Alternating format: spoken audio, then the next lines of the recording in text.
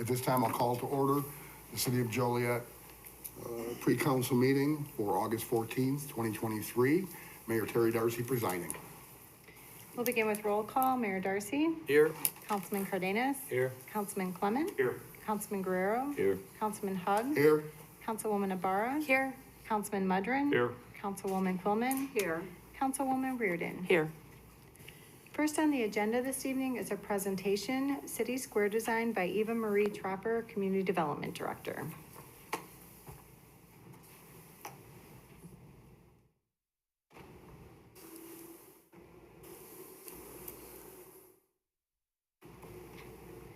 Good evening. My name is Eva Marie Tropper. I'm the Director of Community Development, City of Joliet. This evening, I'm going to present a few items relating to the latest design for City Square. We'll begin with an overview of the public engagement protest to date, more detailed summary of public engagement. So Eva, it's not on our screen yet. Oh. It's supposed to be? It is supposed to be, I'm gonna check why that's, thank you for.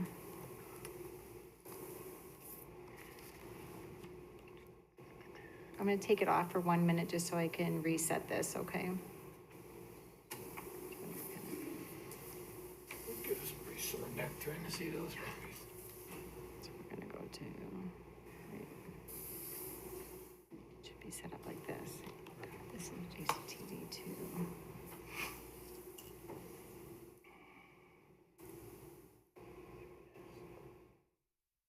I'll get it back on, just give me 1 second. I'm gonna reset this.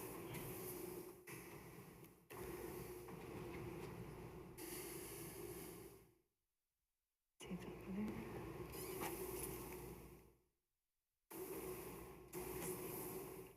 Check, because this needs to show that during the meeting. And it's not.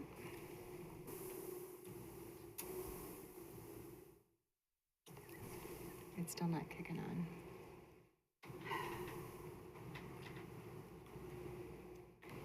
Let me try one more thing. I'm just gonna override it. That's why we need the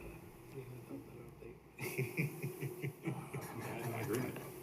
Yeah, there's no right now. I just looked at the bulletin board. I just, yeah, I looked at the committee meeting also, they only had that.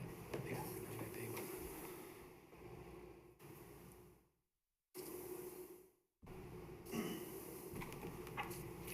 They're still not working on ours.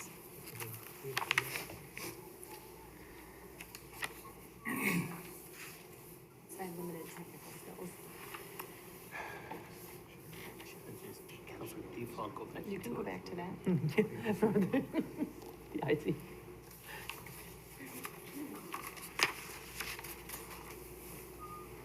I was gonna say, it'll be over. Okay, now we're gonna go to here.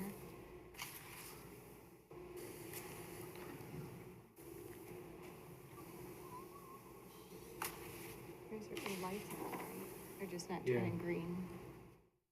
So to me, it's a system issue, not. Eva, can I make a public comment about the city center design? Would that be okay, Mayor? Yeah, we got time. Since we're waiting, if that's okay with you. course. I have actually traveled all over different municipalities in Illinois, and the one thing that really stands out when they have their pinnacle of their city square are these letters. I've been to Utica, and it's like you pull into downtown Utica, and that's what you see, these huge letters. They don't have a square quite as fantastic as what we're gonna have, but I think somewhere in there, I would love to see like Joliet, so that when people that travel from everywhere all over Illinois come to their Alto or to a downtown event, just Joliet somewhere as like a centerpiece, not too big. I have examples and I will email you. I was just going to ask for them. Thank you. Okay, thank you. Thank you. Thank you. At this point, I know I can get it on the two screens, but I'm uncertain why it's not working on the others. We're good. Go ahead. We'll, Yeah. Okay, you wanna let's sit put out it there on the with some two others? side You don't ones read then. yourself? I'll memorize it. Nothing. See. Good.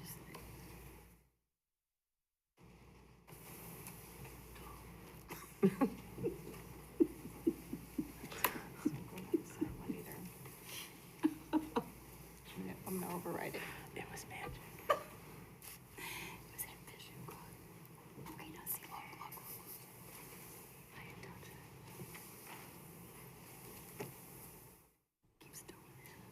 we go. All right.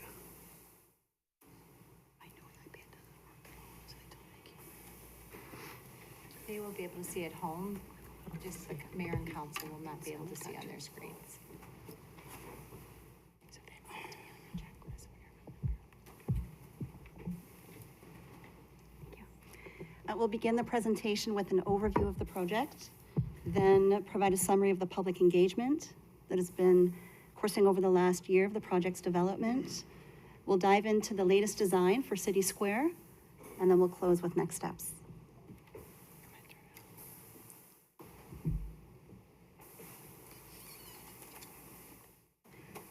The project team includes the City of Joliet Community Development and Public Works Department, as well as the consultant team that we brought on board to help us design and engineer it, Civil Tech.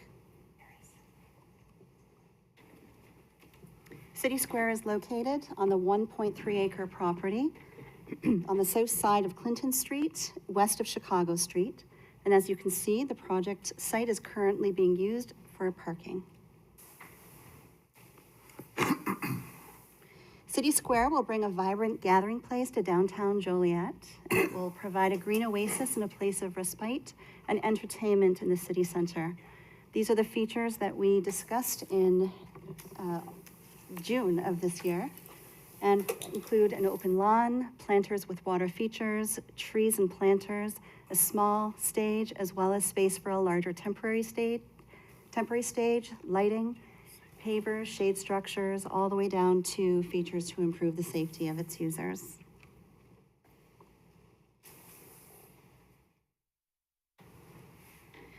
So we are almost into a year in the project and have held extensive public engagement. And so far, the project team has held 2 community input group meetings, 1 open house, and several one-on-one meetings with stakeholders throughout the project.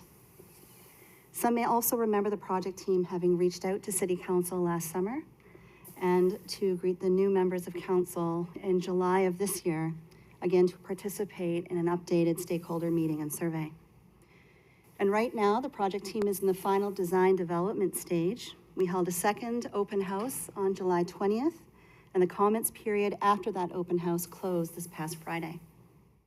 The feedback we heard informed the detailed design for City Square, which we will share with you shortly.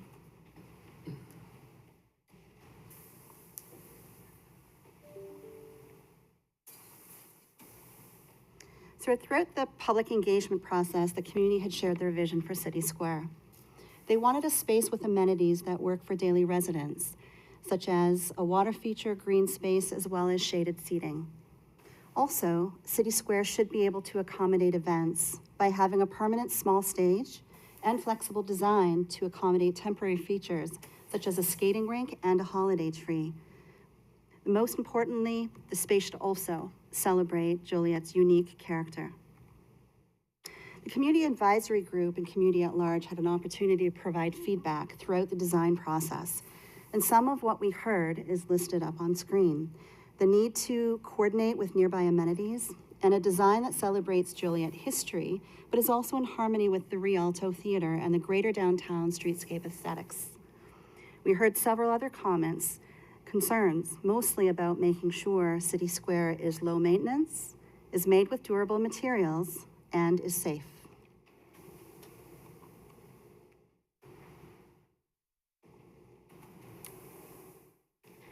I'm going to move through this screen clockwise, starting with paver flex streets. Now, a paver flexible street is a curbless design that can accommodate many different uses, including special events and expanding business needs. Using pavers as a basis of the design creates a street that feels like an extension of the square, where pedestrian use is prioritized and vehicle speeds are reduced. Overall, in the coming 3, you will notice that City Square was designed to be a very flexible space. For example, the open lawn. This space provides a village green feeling and invites users to linger and spend more time in the space. Open lawn spaces are attractive for families. They allow informed informal space for play, and it will also be a place perfect to accommodate special events. The small permanent stage is a focal point for the square, and it can become an iconic feature that provides a very strong sense of identity. It can also be used for smaller day-to-day performances. And the family gathering space will be across from the Ottawa Branch Library and will be a space that provides more seating and shade opportunities. Most recently, the project team has been working on refining the design of the family gathering space. The water feature will be on Van Buren, and it will not obstruct views. The water feature is designed to be low maintenance, have a waterfall edge, and include limestone blocks over water jet openings. The seating along the water feature will be stone and will have oversized joints to deter skating.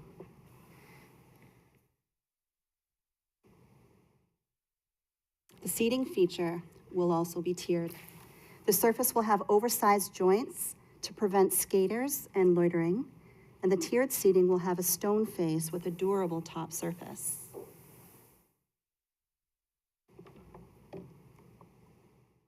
The shade structures along Chicago Street will provide respite from the sun while remaining open. Benches will be set up, as well as swings under the shade structures, and the design can also accommodate tables and chairs under or near those same shade structures.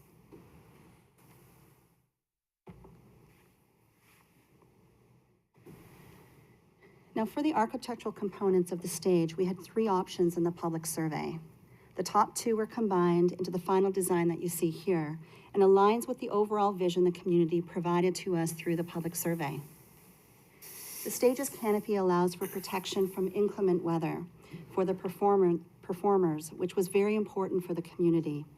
And a light, airy, and timeless design with a variety of materials is combined across all of these features: the limestone, the wood, and the steel, all of which are part of Joliet's history.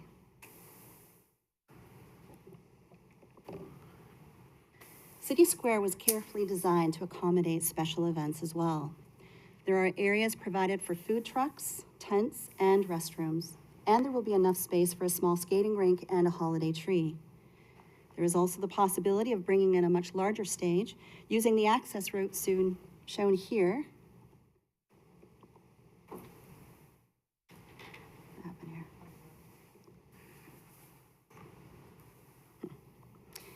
With the blue arrows. Now, City Square will have utility connections, for example, electrical and others, at various locations to meet the needs of the event organizers. And there will be removable bollards at key locations to ensure the necessary access to this area.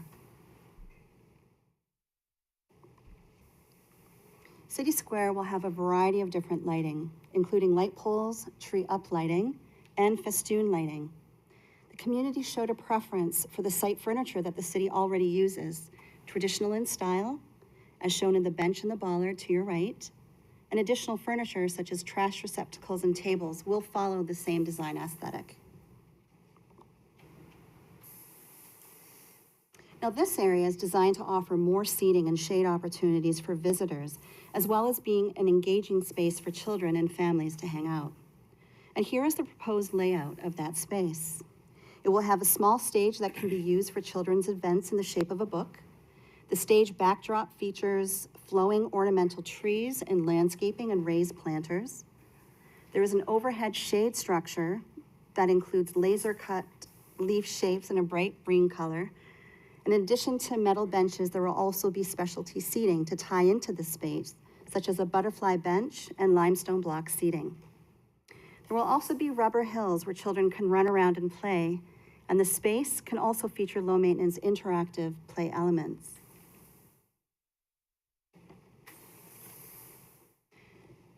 This is a snapshot of the butterfly features that can be included as an additional seating option that is unique to the family gathering space.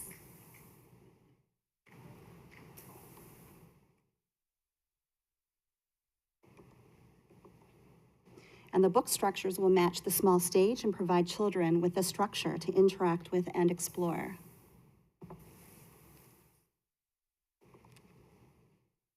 Musical interactive elements can also be featured on the family gathering space, And these interactive play elements have minimal moving parts, are durable, and will be low maintenance.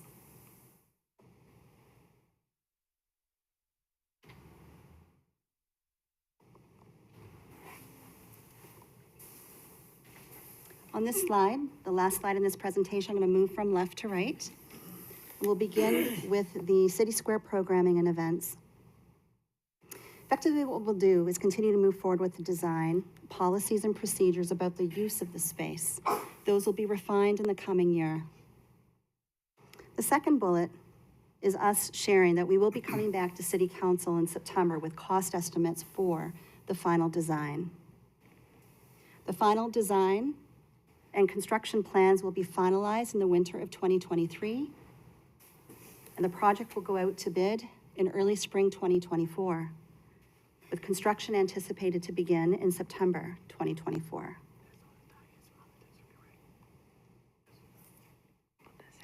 Thank you.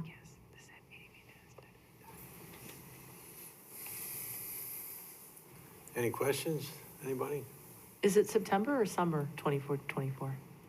For construction? Yeah. Oh, forgive me, summer, thank you. Great, thank you. Mr. Mayor.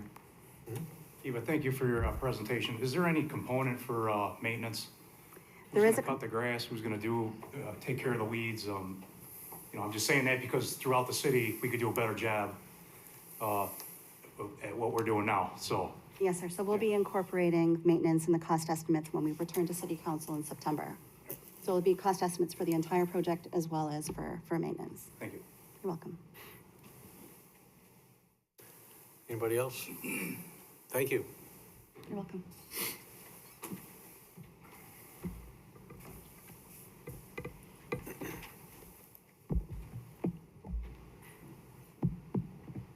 Next is citizens to be heard on agenda items.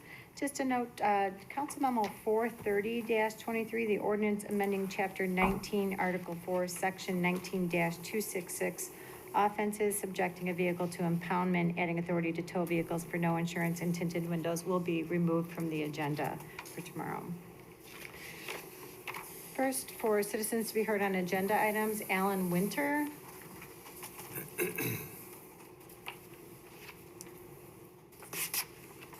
Can I remind everybody that on these, we have a 4-minute limit?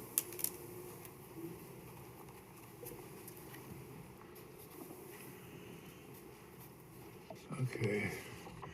I'm Alan Winter. My wife, Susan Winter, in the scooter over there, is the executor of the Snook Estate, consisting of 2 of the acres that the gas station is being proposed for. And I'd like to go back through some of the history here, because back in 2005, that was the first contract with to develop Millennium Square. We had a contract, lease to purchase for $800,000. They had made the strip mall, a little strip mall with Denny's over there, but they were unable to complete their project in finding more occupants for that strip along Route 30. And so by 2008, they went bankrupt. Since then, we have made more additional contracts. And forgive me, I'm 91 years old and my eyesight's not that great and my hearing isn't that great either. So I'm gonna put on my light here, I think. Okay, in 2013, Keller Fogg Real Estate, we had a contract for $650,000. That lasted 3 months. They couldn't find an occupant. In April of 13, Corrigan Ventures had a contract for $650,000. Another 3 months, and they couldn't find occupants. July of 2013, Capri Development, 595,000 contract. 9 months, they couldn't find a occupant. February of 2014, North Columbian, 650,000, 9 months, they could not find an occupant. North Columbian in 2014, 650,000, 9 months, they could not find an occupant. December 2014, Bradford Equities, 632,000, another 12 months, they could not find an occupant. 2015, LIG Ventures, 652,500, another 9 months, they could not find an occupant. September of 2016, OGR Properties, 650,000, another 3 months, they could not find an occupant. Our core real estate group, 2016, 652,000, another year, they could not find an occupant. 2017, LM Commercial Development, 665,000, another year, they could not find an occupant. We now have Store Build, after not getting a contract for 5 years, or 4 years, I'm sorry, and we're hoping that somehow this can happen. Mr. Winter, could you wrap it up for us? It's, the 4 minutes is up, just Okay. kind of a quick summary. Okay, so the situation is, we're broke. Taxes are at 14 to 16,000 a year. Our Realtor is helping pay off the real estate taxes. The original attorney, we owe him $24,000. He's retired long ago. The present attorney is waiting for the sale so he can get paid. Will County is wanting the estate closed, and that has to be renewed every year. And so we're wondering what the future is. I'm 91, she's 79, and I can't wait another 17 years. I'm sorry. So that's the end of my presentation. Thank you, sir. Thank you. Next is Susan Winter.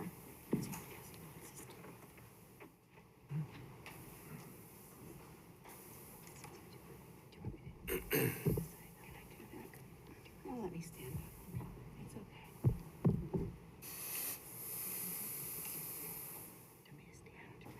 Okay, just talk. Okay. Hi, I'm Susan Winter.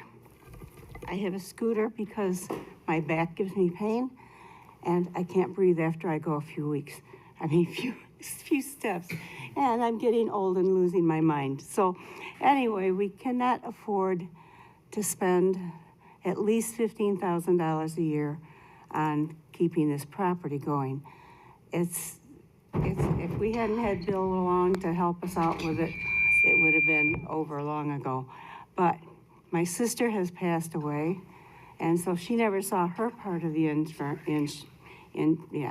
of the inheritance. And so there's us, and then there's a lot of kids that are gonna fight over it when we're gone. I don't know, we have gotten to the point where we can't afford to do anything. We had our dream home up in Plainfield. It was called Winter Haven. We named it. It was beautiful. And we had that for 32 years. And then because of the situation going on here, we had to sell it. Now we're living in a small apartment down in Wilmington, which is where our daughter has an apartment building. And we haven't been going places because we need to keep the money in case something happens to, well, we said to our car, but our car has been replaced, and thank you. And want to say that now it's our health. And there's times when I don't worry. I'm not a worrying person. I'm usually a happy person. I wake up in the morning happy. I usually am just happy. I was born that way. And now I'm starting to get worried. Where am I going to go? What am I going to do? I have children, some of them are out of state, and I have my daughter that lives next door to us, who's not real dependable for things like this.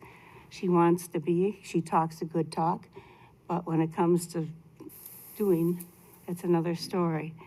So I'm getting scared, and I really would like to see this property gone. And I depend on you guys to at least make it possible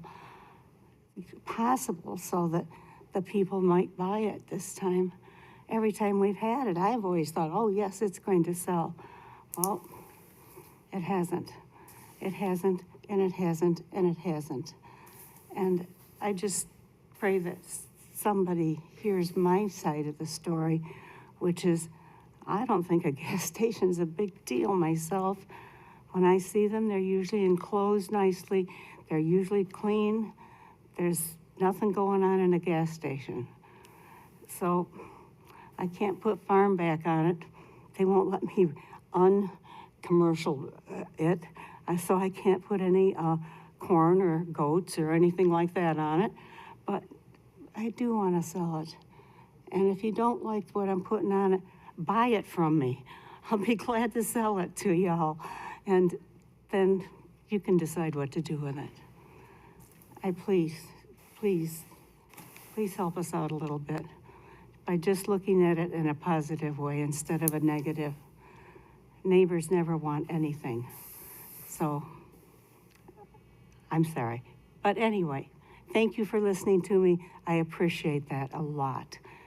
Thank you, Mayor. I appreciate that. Thank you. And good luck.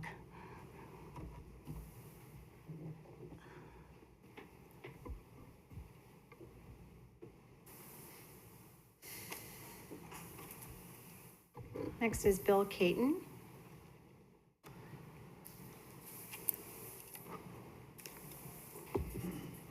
Wow, it's hard for me to listen to those two and not get, somewhat taken back. I've known them for 44 years, and I know that I'll never forget that because I went to their wedding with my 2-week-old daughter. So I marked our relationship with my daughter's age. But 17 years of marketing and market conditions. Now, most of you are familiar with real estate. You have a lot of real estate people talking to you. How many times do you know that one realtor is kept on an assignment for 17 years? That probably never happened. It hasn't happened in my career. It's my longest listing. And there's reason for that. Not the marketing, okay? It's been the market, all right? And everyone knows about 2007 and 2010 and what happened. But what they don't understand is the market conditions. There seems to be a wall, and the wall is right at Garden Street. In fact, it may be a little bit before Garden Street, as you'll tell. And since I've been here with this project for 17 years, I'm pretty much an expert on everything that happened and everybody that came there. You have Garden Street as the wall. You also have the church right at the Hennepin and on the corner. Okay, that's a non-commercial use. That's a wall. The national retailers will not go there. 10 very good qualified contractors. They would all come, by the way, with 1 or 2 people in their pocket, because they always have that, and hoping, well, I'll put it under contract and, and then I'll get, I'll be able to get at least 50% occupancy and then I'll go ahead and build. 17 years, that never happened, all right, because they couldn't get 50% occupancy. Out of those 10 developers during that time, the value of the property, was told by Alan, he did a very good job of the history, went from 800,000 down to 422. So that's going from currently at $4.79 a square foot from $9.10. You see, we're giving the land away. The improvements on the property and today's dollars will cost more than $4.79 because the detention's off-site, the property is already zoned, okay, it is already, the topsoil's already taken off of it, the streets are in, the sidewalks are in, you know, there's already $4.79 there, but you all understand that, okay? And then, of course, there's, you know, what's going on at Potbelly's, okay? You know, Potbelly's was built in 2016. American Mattress came a little bit after that. American Mattress didn't stay very long. They're now down in front of what is it? It'll come to me, the store. Home Depot, okay, in front of that. So the other 2 units were vacant, all right, until just recently, within the last 4 months, another mattress store came in. The new concept, you know, the one where you go in, there's nobody in the store, and there's a kiosk and a phone number. If you want to buy something, okay, you can go to the kiosk or call the number. We don't know how long that'll last. The 3rd unit in Potbelly's has never been occupied since 2016, all right? They can't get a national retailer to go in there. Now, the site has some other hairy things to go with it, but the rent structure is part of that. Around the mall, you will find rents, okay, for retailers somewhere between $25 and $45 a square foot. If you go past that... I'm sorry, Bill, we hit our time. Okay. If you go past that, okay, you can't get that done. So what's best for Joliet? What's best for the property? What's best for the developer? And ultimately, what's best for the neighborhood? They want to call this a truck stop. It's not a truck stop. It's a convenience store with food offering, with liquor Bill, offering. can you wrap it up? I'm sorry, we give 4 minutes. All right, thank you Don't very mean much. to push you, but thank you. Is there anyone else who would like to speak on an agenda item this evening?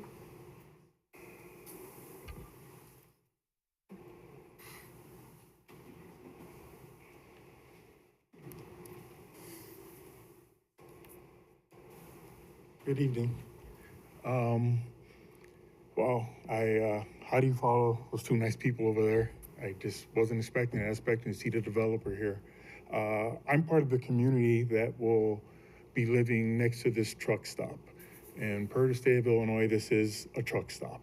What we're worried about, one, just the nature of the beast. What if there's a leak?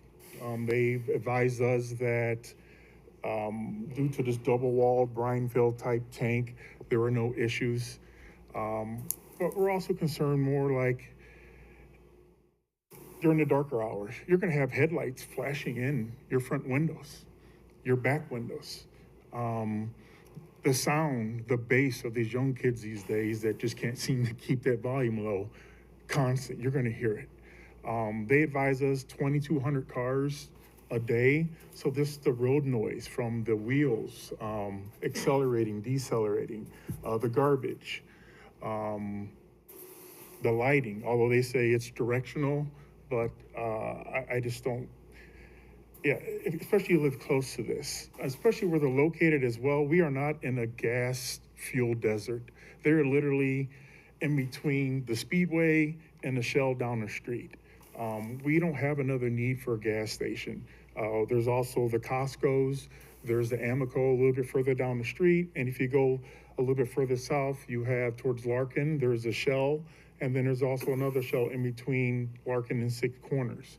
They're gonna mention about tax revenue, and you really need to think about this. Yes, whatever goes there probably will generate tax revenue because they're gonna sell things. But are they generating new tax revenue, or just watering down what you're already receiving? Because like I said, we don't lack for gas. I've never pulled out of my residence and went to either one of those and had to wait for a pump. Like I said, it's just, I feel like a big bad wolf now because of the 2 nice people over there. I'm not fighting against you, it's just what's going there. We're open for something going there because we know something needs to go there, but just not a truck stop. There's no need for it. And that's all I got to say. Thank you. Thank you.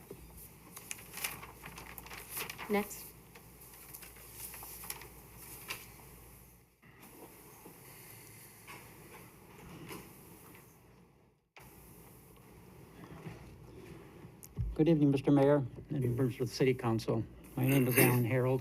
I live at 105 Levita Boulevard, excuse me, in Crystal Lawn subdivision, and my residence falls within 600 feet radius of this proposed development. Upon hearing the Snook situation, my heart goes out to them. I lost my parents, my mother 4 years ago, and my father just a year ago through bad health. I can only imagine what they're experiencing without the help of family members. The problem being, 18 years ago, I have served as the primary spokesperson for the residents of the three subdivisions, Crystal Lawns, Roseland, and Sunnyland. They're all single-family residential developments, and they're all adjacent to Millennium Square. And the problem being here is that was done in the efforts to control the problems we face with Tuckaway Tavern. It was an absolute nightmare what was going on there. And I understand that the property has sat vacant for a long period of time.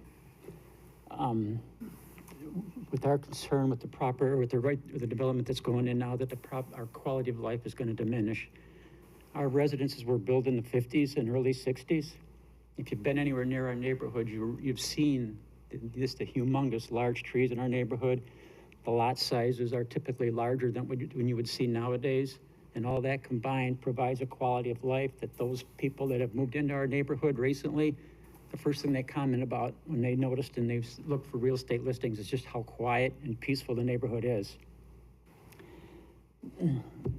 As a result of this experience with Tuckaway, when the Millennium Square development was proposed, the developer met with our residents, and he expressed his concern with what happened up there previously. And we come up with the list of non-uses there that we would like to see, and taverns and liquor stores were one of them for obvious reasons. The packaged liquor sales that they're requesting for this development are not going to be any benefit to our residents. I mean, obviously, we can go right down the street to Binny's or Target, much more affordable for us. The people that are going to be buying the alcohol at this development are going to be people that are passing through. They're not going to be our residents. This is going to be late at night. And we all know what happens around liquor stores late at night. I mean, they're going to be driving through our neighborhoods.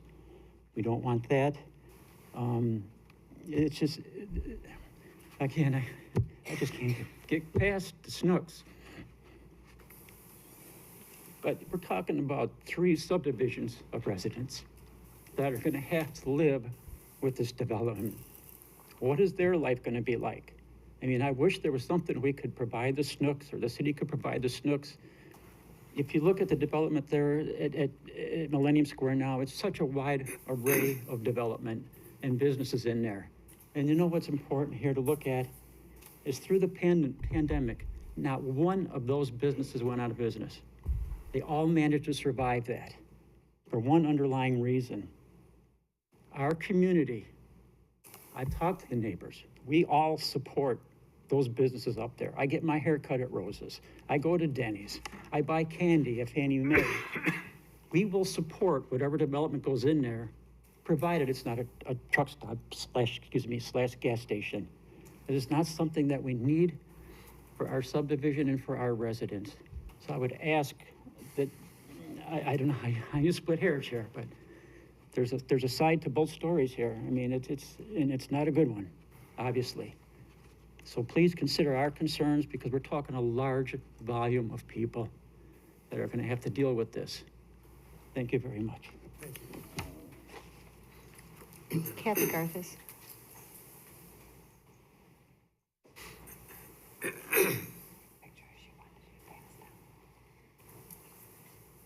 Good evening. My thing is on these 2 properties, 23525 and 23551, South Hobo Road, normally called My Road Better Road, of course.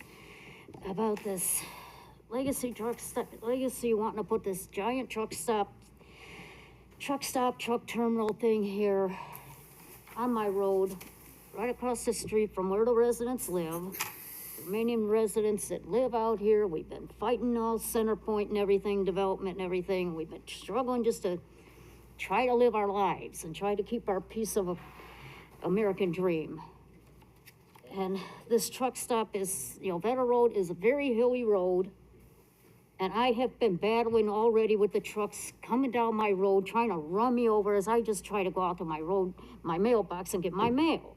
And I got pictures of trucks, like videos of the trucks as every time I gotta go out to get my mail, I gotta bring my cell phone with and turn my video recorder on to make sure I don't get run over by a semi truck. I got pictures there, you see the truck, that's just one truck that came by me to try running me over. And you notice the name on the truck. It's this company. He didn't take the courtesy of even getting over, let alone slowing down as he went by me. Come by within a foot and a half of me. So it's just too dangerous. I have my old neighbor who used to live on a road. He came over to visit me last week. He tried getting out of my driveway. He looked, it was clear. He backed out on the road. Next thing you know, 2 semi trucks come flying over the top of the hill in both the lanes, and they're coming right at him. He had to floor his little Jeep to get away from these trucks because these trucks were trying to hit him. If he didn't do that, the trucks would have hit him. This location for this thing is just not the right place. On a hill, it's not right. These guys already got a piece of their pie on Schweitzer Road there. Now they want to come over to our road and ruin what's left of our remaining residents, quality of life. It's gonna mean millions of trucks, hundreds, thousands of trucks coming there every day and night, 24/7. And not to mention the noise, the diesel exhausts. Where does it end? Where does it end to where you guys care about people's quality of life? It's just too, I'm tired of, coming here and protesting you guys. You guys just don't seem to care. You guys just want the development to keep coming and force us out, and we shouldn't have to be forced out because like some city council members said about the Chorus Street incident is that the residents were here first before the businesses came. And that's true. We were here first. We deserve to keep our quality of life and keep our life what happiness we got. And you guys are supposed to be promoting safety and welfare. As Brad Cole came here, that special meeting they had in July there, he told you guys are supposed to be promoting safety and welfare of the community, which is, this is gonna be dangerous with this truck stop here.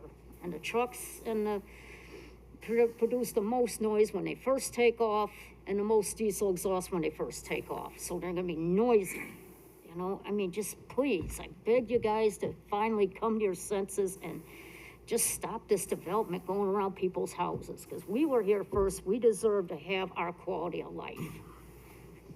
And my health is, like I said, it's not getting any better. If they let this go in, I don't know how you expect me to live, or let alone my other neighbors to live. We are trying to keep our American dream going. But you guys, if you let this go in, it's gonna just take the rest of it away from us. Thank you. Thank you. Is there anyone else that would like to speak on an agenda item this evening? Seeing none, next we'll have the interim city manager review the remaining agenda items. Thank you, Krista. So I'll walk through the agenda items for tomorrow. Under the consent agenda, as usual, we'll start with pre-council and council meeting minutes from July 31st and August 1st, invoices to be paid, and then the July 23 payroll report. Mayor, Yes. I'd like the invoices paid moved off of the consent. And I'd like information on the Inspector General's invoice as well as his investigator. Details on the meeting, please. Very good. Next on your consent agenda is Council Memo 408-23, which is timely considering the start of our meeting this evening. This is award of contract to AVDG for audio and visual equipment improvements in the council chambers and in the JCTV control room. We didn't stage that tonight at all, so. I just had a question. Sure. Rod, you hit it on the head, yeah, we do, probably need some upgrades. I was just wondering, AVDG, I did not see, it says award of contract, I didn't see a contract, or what work are they gonna do? I mean, I didn't see it anywhere in this packet. We can get further details. That went to CTIS committee last week, and Chris, can you address more detail on what the scope of work is going to be? I mean, I just bring it up, we're spending $300,000+. I think everybody wants to know what we're spending it on. Exactly. Yes, Thank you, Councilman, I can provide the contract from AVDG. It is going to be a replacement of pretty much all the microphones and all the equipment in this room, and also a significant upgrade to the JCTV control room. It's primarily a hardware upgrade for this room, which has been in need for almost 11 years now. The current equipment is about 11 years old now. So, but I can get contracts out to everybody if that's what you'd like. Did you want to critical that we can get the list and then maybe put it back on the agenda for next, 2 weeks from now, or is it critical we get this done now? So is it the question of the contract, or again, I think, Chris, could you walk through the scope of work a little bit more at this point, or? Absolutely. So the AVDG would be coming in, they'll review, we're gonna have some preliminary meetings to review. They've already been out and walked through the room, but we'll zero in on exact equipment that they would need to replace.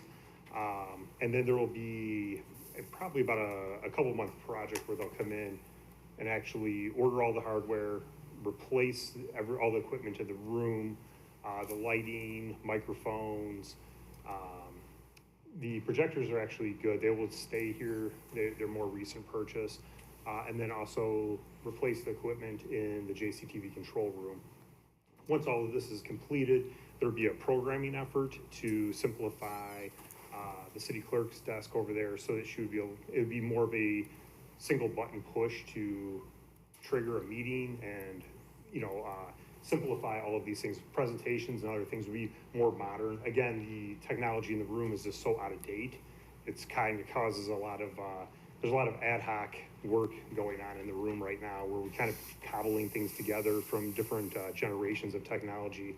This would actually streamline everything and bring us up into the modern age. Thank you.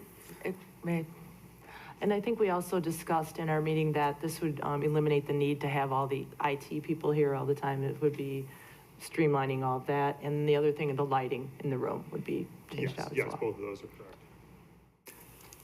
Was there more bids on this contract than just the one we're looking at? Yes, Mayor, there was three proposals. AVDG was the low bidder on this. But we also felt that, we reviewed and we did reference checks on all of the companies. We still felt, even as the lower bidder, they were just actually the best fit for our needs. They also provide continuing ongoing support. So this would be not just a upgrade, this would be an ongoing support contract. So if we do have problems like we experienced tonight, we would have a go-to company to help us maintain the equipment going forward. Thank you. Mayor? Yeah. And if you could, send all three proposals to us in the email, before tomorrow's meeting, by email. Yes, I can. Full proposal instead of just this single approval report. Yes. Thank you. Councilman Clement, did you get what you needed? Yeah, we're good. Okay, thank you. Next item on your consent agenda is Council Memo 409-23. This is an award of contract to Lenovo for a PC lifestyle program replacement. Essentially, this will allow our IT department to put all of our desktops and laptops on a life cycle replacement plan, similar as we do with other capital equipment. 410-23 is award a contract for the purchase of traffic signal materials from the Traffic Control Corp in the amount of $138,541. Any questions on that matter? Council Memo 411-23. This is a rejection of a bid for a contract previously put out, and then awarding a 2023 new contract in the amount of $44,160 to Cosgrove Construction. This is for street light pole painting. Any questions on that? Moving on then, we have Council Memo 412-23. This is approval to purchase 2 Ford Expeditions from Ron Terpilli Ford. And these are fire apparatus for the battalion chiefs that had been in the budget, I think, since 2022, and with vehicle replacement issues, we're now finally getting to those. Questions on that? Moving on then to Council Memo 413-23. This is purchase of 1 fire apparatus from Fire Service, Inc.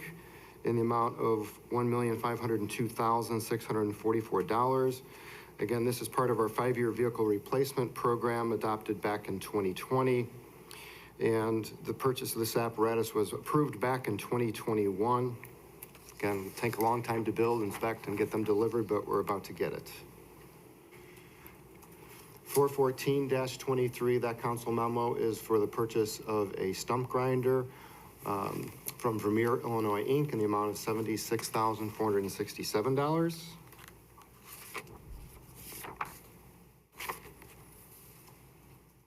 Council Memo 415-23 is authorizing the purchase of a new boom arm attachment from Aaron's Hogan Walker.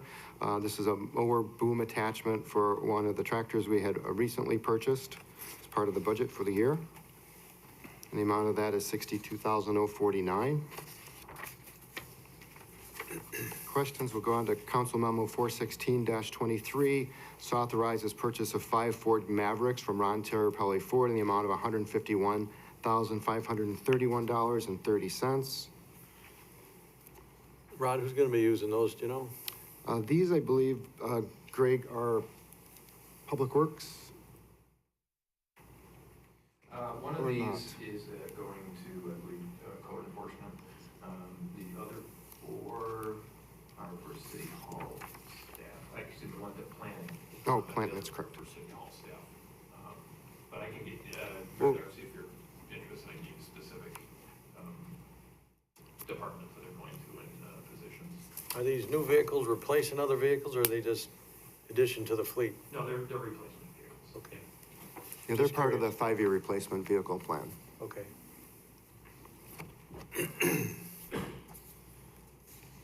Council Memo 417-23 is for the purchase of water metering equipment from Core and Main in the amount of $219,475.50. Council Memo 418-23 is electric materials purchase order for Gray Bar. This is for streetlight and traffic signal parts and materials that we need to keep on stock, and the amount of that is $216,080.83.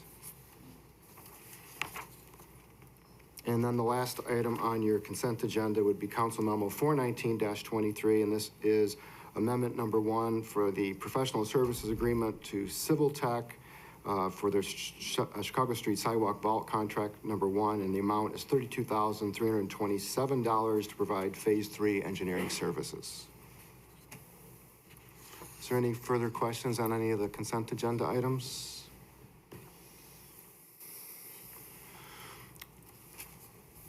Under public hearings, now we have, I believe, 3 public hearings. The first is Council Memo 421-23, and this is a public hearing approving an annexation agreement. This is for 23-525 and 23-551 South Hobart Road, formerly Vetter Road. We also will have later in the agenda companion resolutions and ordinances related to the zoning special use permit that go along with that annexation agreement. Any questions on that matter? The next public hearing is Council Memo 422-23.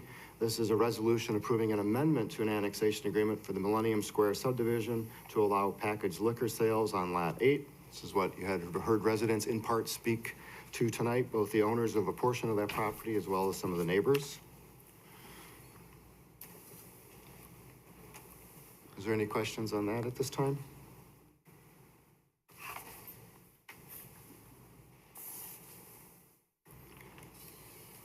The next council memo under public hearings is 423-23. This is a public hearing for a resolution approving an annexation for 8.81 acres on the North Frontage Road. This application has been withdrawn. There's also companion cases later in the resolutions that have been withdrawn as well that we'll go over.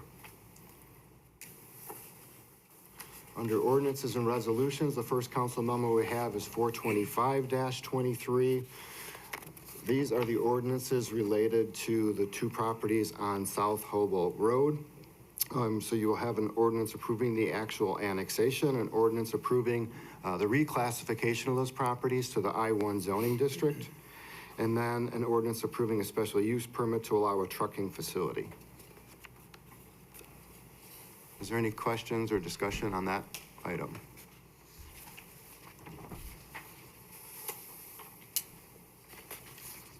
Next is Council Memo 426-23.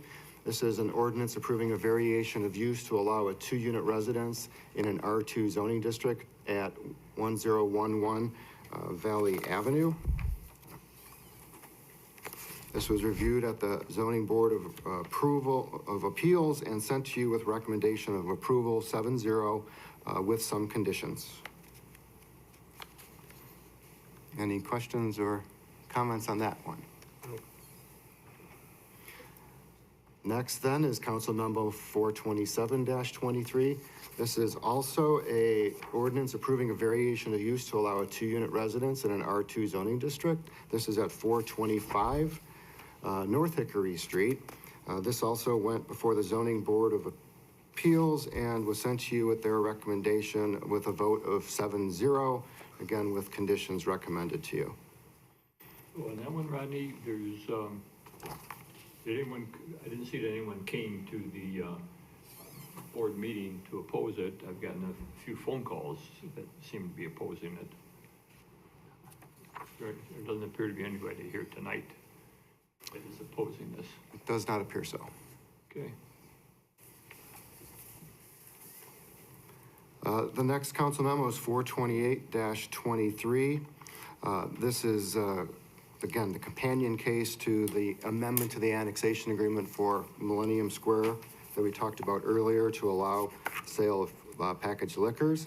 Under this council memo, you would be asked to approve a special use permit to allow a fueling facility on those two addresses in the Millennium Square subdivision.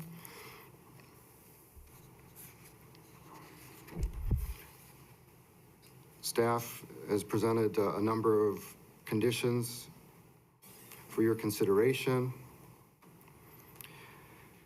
Again, I think particularly trying to address some of the concerns that we've heard from some of the neighboring residents to make sure and ensure that we have adequate buffers and landscaping provided along the sides of the property. The property development complies with all of our final engineering, site planning, and development requirements.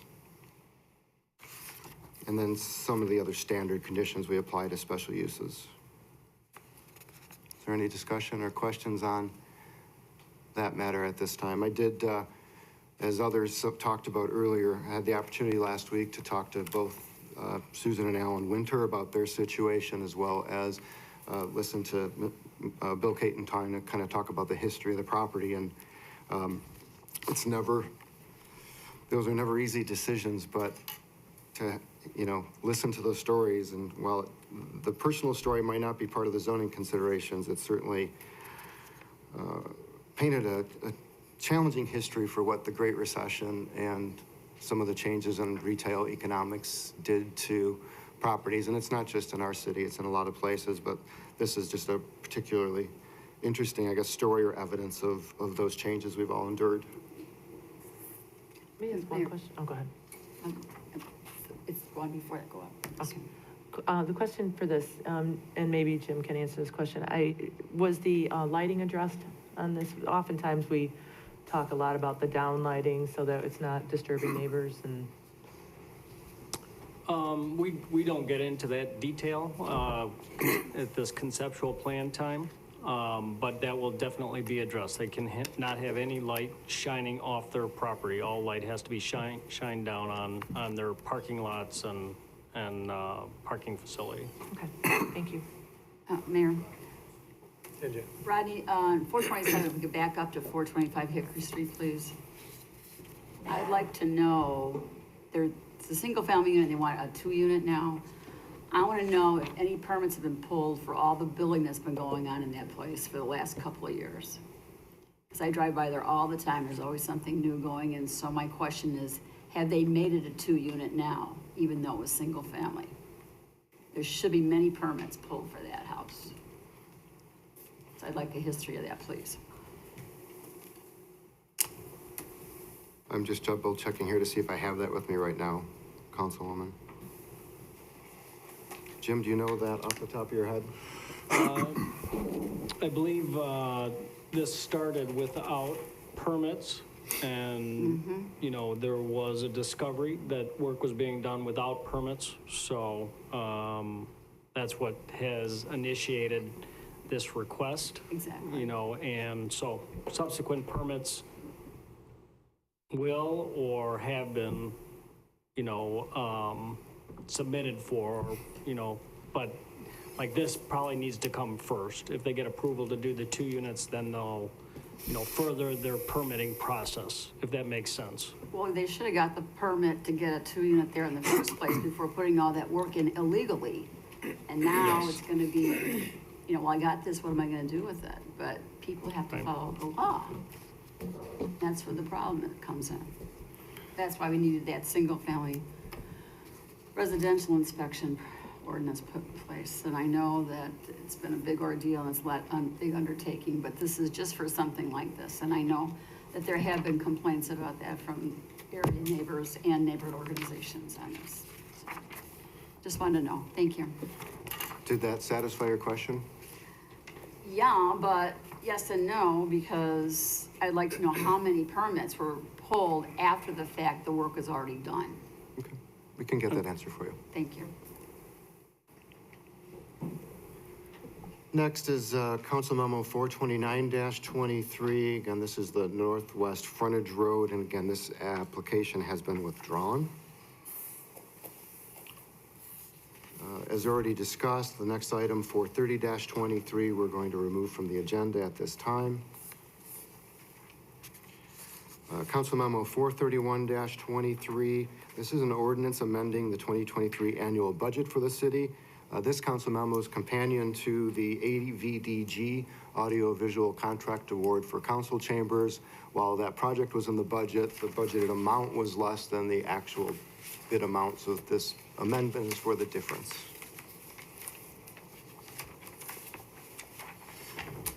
Council Memo 433-23 is a resolution authorizing a memorandum of understanding with the American Red Cross. Any questions on that? We do have Brian McDaniel from the Red Cross here tonight, so if you had a question for him, he's available. And then the next memo is 434-23. This is a resolution authorizing an intergovernmental agreement for participation in the mutual aid box alarm system, under which a new master agreement for all MAVIS members was adopted last year, and now we just have to adopt that version as a participating member. Next is 435-23. This is a resolution granting easements to the Illinois Department of Transportation for future rehabilitation work they're going to do on the Cass Street movable bridge over the Des Plaines River. There's 2 parcels, the Riverwalk Homes parcel and the Billy Leemacher Bicentennial Park, that they need a construction easement from us, which they'll purchase for the amounts that you see in the memo of $3,000 and $2,000. Rod, does this mean that we're gonna have bridge construction for a long time? I believe that's coming, Mayor, yes. So that concludes the business of resolutions and ordinances, and then we'll wrap, of course, with our usual reports from myself, any new business, and then public comments, and of course, mayor and council comments. Next is public comments. Is there anyone that would like to speak under public comments this evening? You know what, Mayor Tom Osterberger, 111 North Ottawa Street, I was remiss in not advising that the engineer for the Route 30 project is here, if there were any questions. Obviously, you have a public hearing tomorrow night, so I don't want to belabor that, but if there was, he's here. Anyone else that would like to speak under public comments? Seeing none, we did receive a request for closed session this evening. Is there a motion to go into closed session to discuss personnel, collective bargaining, land acquisition or conveyance pending or threatened litigation, after which the meeting will be adjourned? So moved. Second. Been motion and seconded to approve. Councilman Cardenas? Aye. Councilman Clement? Aye. Councilman Guerrero? Aye. Councilman Hug? Aye. Councilwoman Ibarra? Aye.